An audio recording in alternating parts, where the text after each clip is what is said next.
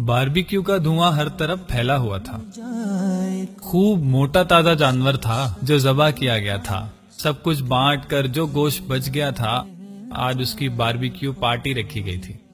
सहन मेहमानों से भरा हुआ था। सीखें उतर रही थीं और साथ साथ खाई जा रही थीं। हंसी के कहकहों में कान पड़ी आवाज सुनना मुश्किल हो रहा था। इस दौरान उसे एक कॉल आती है जिसे सुनने के लिए वो कोने में दीवार की तरफ चल पड़ता है। कॉल सुनकर वापस पलट ही रहा होता है कि उसके कान में एक आवाज पड़ती है, अब्बू, लोग तो सीखे बना रहे हैं और हमने अभी तक गोश्त चखा भी नहीं। आपने तो कहा था कि इस ईद पर हम गोश्त जरूर खाएंगे। ये सुनकर उसे एक जोरदार झटका लगा।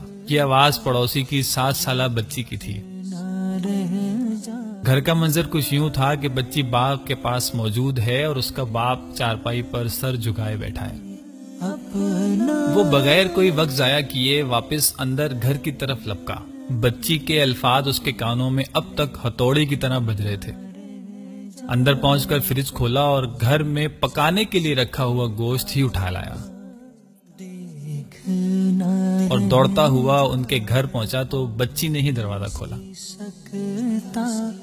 जैसे ही बच्ची की नजर गोश्त पर पड़ी, उसकी आबदीदा आंखों में चमक सी आ गई।